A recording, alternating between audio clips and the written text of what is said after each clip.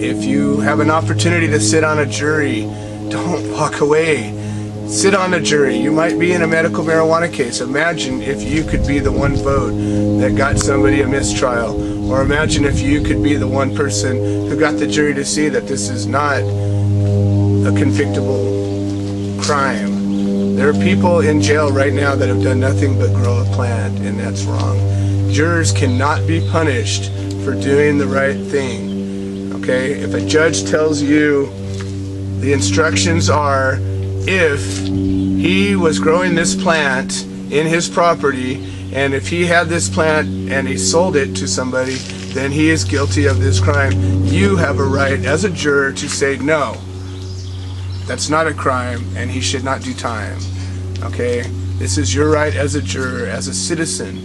And if we exercise our rights, people will not go to jail for this. And they cannot stop us. A juror cannot be punished for doing the right thing. And the only thing that we can do is tell people. We need to get this message out.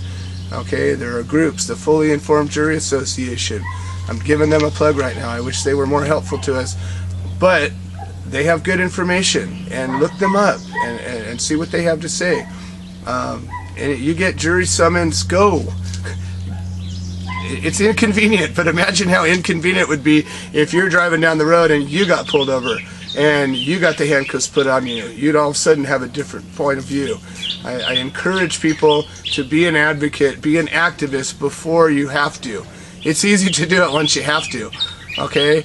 But I'm going to prove my point, hopefully, by doing it after I don't have to anymore. A lot. And really being able to show the world that, yes, I do mean this. I do mean this not from just my own personal self-preservation.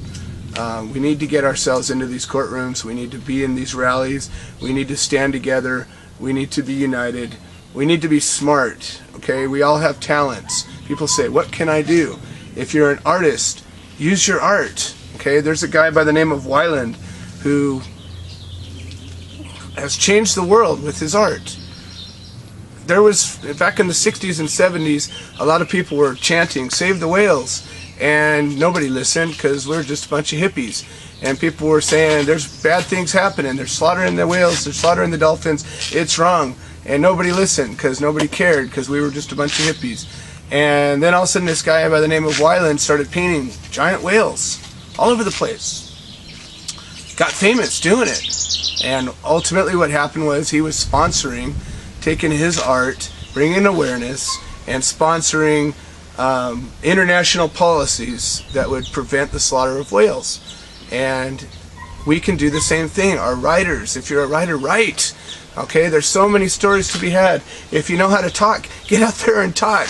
If you know how to make a ribbon, help us make ribbons. If you know how to, you know, whatever it is, there's a million things you can do. But it all starts with caring just a little bit more than you do right now. And no matter how much you care, a lot of us think we care. Every day I wake up thinking I care. And at the end of every day, I care a little bit more. And we just need to. There's no end to what we can do.